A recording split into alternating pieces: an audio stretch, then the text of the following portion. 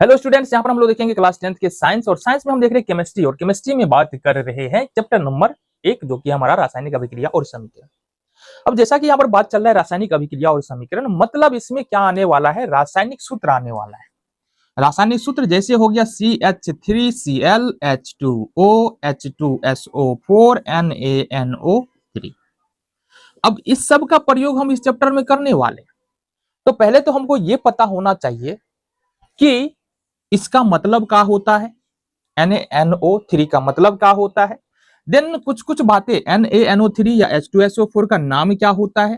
Then उसके बाद देखेंगे बाबू H2SO4 या NaNO3 कैसे बनता है।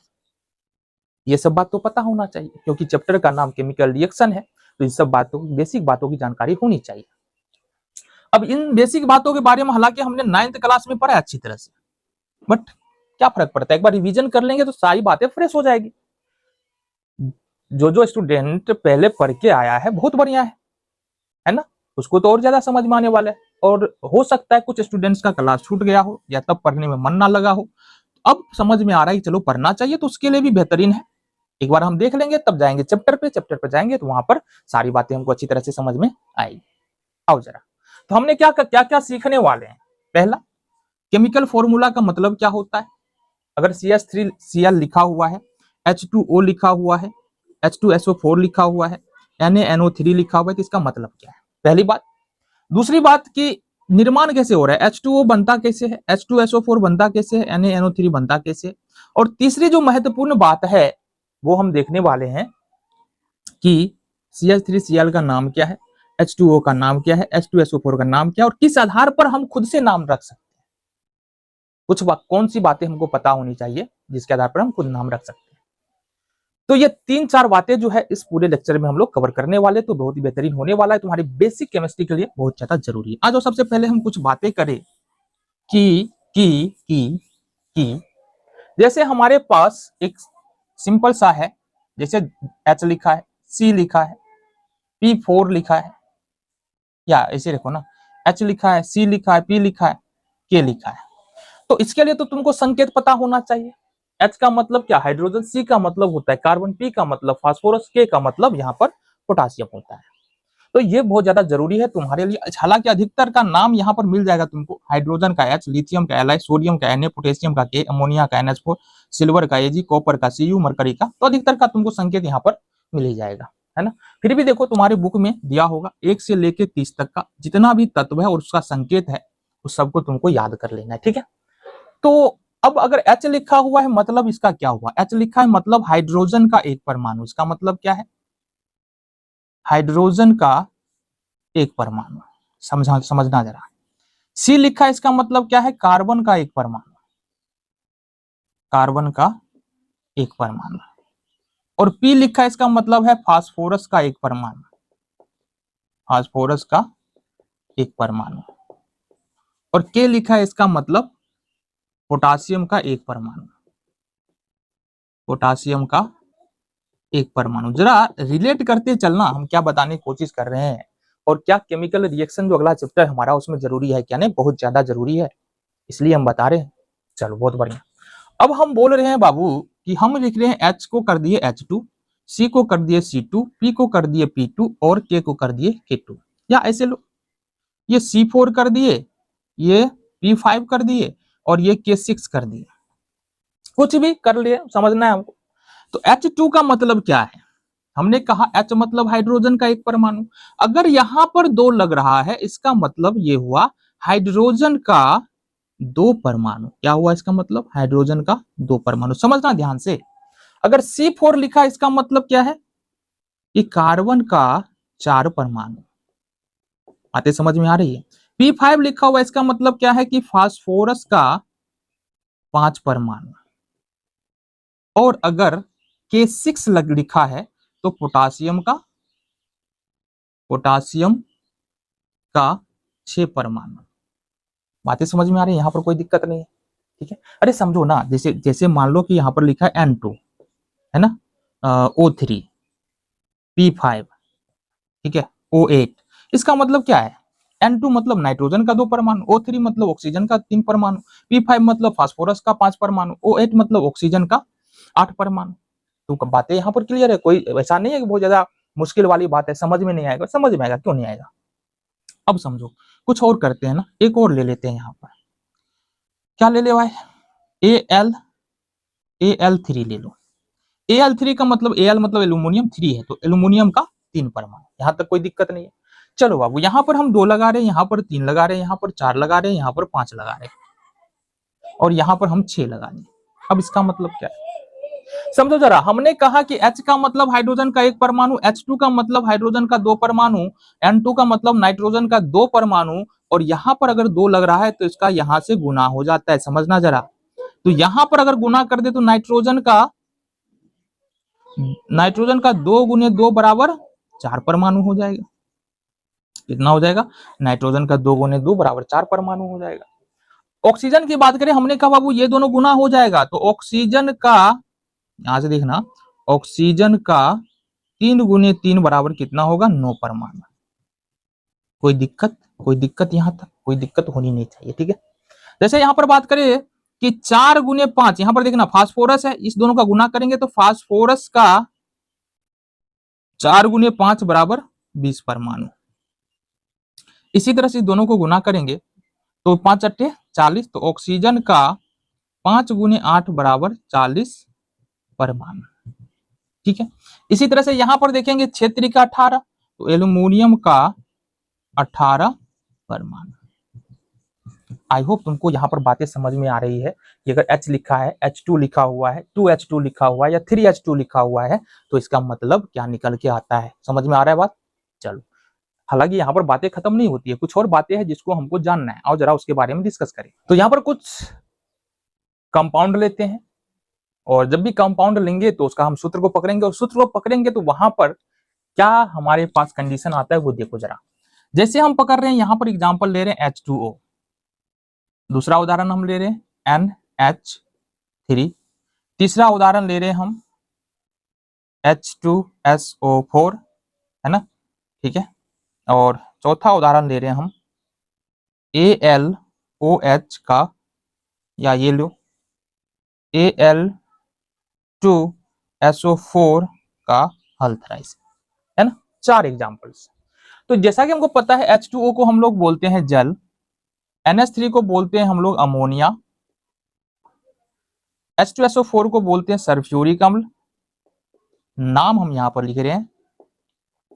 अब Al2SO4 का SO4 के हल्थराइज को लिखते हैं एल्यूमिनियम सल्फेट, एल्यूमिनियम सल्फेट। अब जरा समझना यहां पर H2O का मतलब क्या होता है, H2O का मतलब क्या होता है, जरा ध्यान से देखना, H2O में हाइड्रोजन के और ऑक्सीजन के कितने, अच्छा H2O का मतलब तो पहले तो ये समझो कि ये जल का एक अणु है, इसका मतलब क्या है, जल का एक अणु, है ना। H2O का मतलब तो हुआ कि जल का यह एक अणु है, ठीक है। अब जल के एक अणु में, अब बोलेंगे देखो, जल के एक अणु में हाइड्रोजन के 2 परमाणु है, H2 है तो हाइड्रोजन का 2 परमाणु है, H2 है ना, और ऑक्सीजन का 1 परमाणु है। हमने कहा कि जल के एक अणु में हाइड्रोजन का 2 परमाणु और ऑक्सीजन का 1 परमाणु। चलो जी, अगर H2O है ना हमारे पास, अगर हम कर दे 3H2O तो इसका मतलब क्या होगा, हमने कहा कि इसको पता करने, ये 3H2O का मतलब क्या हुआ, ये हुआ जल का 3 अणु, जल का 3 अणु हो गया, ये कितना अणु हो गया, ये जल का 3 अणु। अब जल के 3 अणु में जरा ध्यान से देखना, जल के 3 अणु में हमने कहा बाबू इस 3 को इस 2 से मल्टीप्लाई करना होता है, तो हाइड्रोजन परमाणु कितना हो जाएगा, 3 दूनी 6, यहां पर कुछ नहीं, मतलब एक है, इस 3 को अगर 1 से मल्टीप्लाई करें तो ऑक्सीजन परमाणु यहां पर कितना हो गया, 3 गुने 1 बराबर 3। मतलब कहने का यह है कि जल के एक अणु में 2 हाइड्रोजन परमाणु है, 1 ऑक्सीजन परमाणु है, जल के 3 अणु में 6 हाइड्रोजन परमाणु और 3 ऑक्सीजन परमाणु है। बातें समझ में आ रही है ना। ये क्यों जरूरी है, जब केमिकल रिएक्शन चैप्टर में जाओगे तुमको वहां पर बेहतर तरीके में पता चलेगा कि हम क्या बात कर रहे हैं, ठीक है। आगे बढ़ते हैं हम यहाँ पर। जैसे हमारे पास एक और कंपाउंड है अमोनिया NH3, तो NH3 का मतलब क्या है कि अमोनिया का एक अणु, ये क्या दर्शा रहा है? अमोनिया का एक अणु। अब अमोनिया के एक अणु में यहां पर एन मतलब N1 हो गया ना, कुछ नहीं है मतलब N1, तो नाइट्रोजन का, या लिखो नाइट्रोजन का एक परमाणु, कितना है? एक परमाणु है। और हाइड्रोजन NH3 है तो हाइड्रोजन का 3 परमाणु। ये हो गया तुम्हारा। अब समझो बात को, अब समझो बात को। NH3 है ना, हम 4NH3 कर रहे हैं और यहां पर हमारा कुछ नहीं मतलब एक है ना, तो हमने कहा बाबू ये मल्टीप्लाई हो जाता है, 4 को हम यहां से 1 से मल्टीप्लाई करेंगे तो यहां पर इसका मतलब क्या हो गया? 4NH3, अमोनिया के 4 अणु, अमोनिया के 4 अणु हो गए। और अमोनिया के 4 अणु में देखेंगे, 4 को 1 से गुना करेंगे तो नाइट्रोजन का 4 परमाणु, और ध्यान से देखना 4 को 3 से गुना करें, हाइड्रोजन का 4 गुने 3 बराबर 12 परमाणु होगा। बातें समझ में आ गई? बातें समझ में आ गई? 3 तो कोई दिक्कत ही नहीं है, थोड़ा सा ध्यान लगाना है, थोड़ा सा ध्यान देना है, अब समझना तो पड़ेगा, है ना। अगर मान लो ये कठिन लग रहा है, कठिन लगने वाली बात ही नहीं है, थोड़ा सा यहाँ पर दिमाग लगाओगे बिल्कुल समझ में आएगा। और अगर ये कठिन लग रहा है ना, तो जिंदगी बाबू बहुत बड़ी है, इससे बहुत ज्यादा कठिनाई जिंदगी में पड़ी हुई है। तो तुम्हारे पास ऑप्शन ही नहीं है, या तो इसको कठिन मानो ही नहीं, या तो इसको सीख लो, ठीक है, या फिर जिंदगी की कठिनाइयों, जिंदगी में जो कठिनाइयां आएगी ना, उसको सामना करने के लिए तैयार रहो। देखो जिंदगी में जो कठिनाइयां आती है ना, तो उसके सामने ये वाली कठिनाइयां कुछ नहीं है, ये तो हम घर बैठ करके आराम से घर में रह करके पढ़ सकते हैं, है ना। लेकिन एक बार इससे नाता टूट गया, एजुकेशन से नाता टूट गया, उसके बाद जब काम करने का समय आएगा, फिर जीवन, एक नया जीवन तुमको देखने के लिए मिलेगा। इसलिए ये कठिनाई नहीं है, बिल्कुल समझ में आना चाहिए तुमको। रिवीजन करो, पढ़ो, ध्यान लगाओ, ठीक है, मेहनत करो, रिवीजन पर। देखो किसी को होता है बहुत जल्दी समझ में आ जाता है, और किसी को थोड़ा सा लेट समझ में आता है, तो इसका मतलब ये नहीं है कि जो जिसको लेट में समझ में आ रहा है ना, वो समझ नहीं सकता, समझ सकता है, बट उसको ज्यादा मेहनत करने की जरूरत है, और वो करना पड़ेगा तुमको, है ना। हमारे पास ऑप्शन क्या है? कोई ऑप्शन नहीं है, पढ़ाई के अलावा कोई ऑप्शन ही नहीं है जिंदगी में आगे बढ़ने का। तो फिलहाल आगे बढ़ते हैं, यहाँ पर हम बात करेंगे H2SO4 के बारे में। इसको हम मिटा दें, चलिए। हाँ, वैसे अगर नोट करना है तो नोट कर लिया करो, इससे कोई दिक्कत नहीं है, हमने समय भी तो दिया ना बात करते करते, तो हाँ नोट कर सकते हो। देखो सल्फ्यूरिक अम्ल, सल्फ्यूरिक अम्ल के बारे में बात करेंगे यहाँ पर। इस H2SO4 का मतलब हुआ सल्फ्यूरिक अम्ल, सल्फ्यूरिक अम्ल का एक अणु। ये क्या हो गया हमारा? सल्फ्यूरिक अम्ल का एक अणु। अब जाहिर सी बात है, यहाँ पर सल्फ्यूरिक अम्ल के एक अणु में देखेंगे H2 लगा हुआ है ना, तो हाइड्रोजन का एक परमाणु, एक परमाणु। अब अगर बात करें S है, S एक है, तो सल्फर का एक परमाणु। O4 है मतलब ऑक्सीजन का 4 परमाणु। तो कहने का मतलब है सल्फ्यूरिक अम्ल के एक अणु में हाइड्रोजन का एक परमाणु है, सल्फर का 4 परमाणु है, सल्फर का एक परमाणु है, सल्फर का एक परमाणु है, और ऑक्सीजन का 4 परमाणु। अब थोड़ा सा सिनेरियो चेंज करें, अगर हमारे पास H2SO4 लिखा हुआ है, ठीक है, और यहां पर हम 2 लगा दे रहे हैं, या ऐसे भी लगा सकते, कोई दिक्कत नहीं, यहां पर हम 2 लगा रहे हैं, इसका मतलब क्या हुआ? इसका मतलब हो जाएगा ये सल्फ्यूरिक अम्ल का, सल्फ्यूरिक अम्ल का 2 अणु। अब सल्फ्यूरिक अम्ल के 2 अणु में गुना करना, देखो ये गुना करना होता है, 2 दूनी 4, हाइड्रोजन है H2 है, 2 को 2 से गुना करेंगे, हाइड्रोजन का 4 परमाणु, ठीक है। सल्फर को यहाँ पर 1 है, 1 को यहाँ 2 से गुना करेंगे तो सल्फर का 2 परमाणु, और लास्ट में हमारा 4 को 2 से गुना करेंगे 8 हो जाएगा, तो यहाँ से ऑक्सीजन का 8 परमाणु। तो आई होप तुमको यहाँ से बातें समझ में आ रही होगी। तो कहने का क्या मतलब, क्या मेरे कहने का मतलब क्या है और क्यों जरूरी है ये तुम अगले चैप्टर में चलोगे ना, जब चैप्टर शुरू करेंगे, उसके बाद तुमको समझ में आएगा कि ये कितना ज्यादा महत्वपूर्ण है, ये बातें तुम्हारे लिए समझना। हालांकि जो स्टूडेंट 9th में अच्छे से पढ़ा होगा उसके लिए तो दिक्कत ही नहीं है, उसको समझ में आ रहा होगा, बट बहुत सारे स्टूडेंट ऐसे होते हैं जिसको 9th में समझ में नहीं आता है, बट अब लगता है कि पढ़ना चाहिए, उसके लिए ये क्लास है। और जो स्टूडेंट समझा हुआ है उसके लिए रिवीजन क्लास है। क्लियर है जी? चलो आगे बढ़ते हैं। एक और है हमारे पास, तो जिसको नोट करना है तो नोट कर सकते हो, वीडियो रोक करके नोट कर सकते हो। ठीक है, आगे बढ़ते हैं। तो आगे हम बात करने वाले हैं, यहाँ पर देखना जरा, आगे हम बात करने वाले हैं, इसको हम ले लेते हैं ऊपर, इसको हम मिटा लेते हैं, सल्फ्यूरिक अम्ल हमारा खत्म है। तो ये है हमारे पास Al2SO4 का हल्थराइज, इसके बारे में बात करते हैं। जरा समझना, इस तरह का अगर फॉर्मूला तुम्हारे सामने आता है, जो कि आएगा ही, जाओगे तो आएगा ही क्लास में, आगे चलेंगे चैप्टर में तो आएगा ही। तो इस तरह का फॉर्मूला आता है, देखो ये जो कोष्ट लग गया ना, कोष्ट लग गया ना, तो इसका दो भाग बन गया, एक भाग तो समझ लो यहां से इधर और दूसरा भाग यहां से इधर।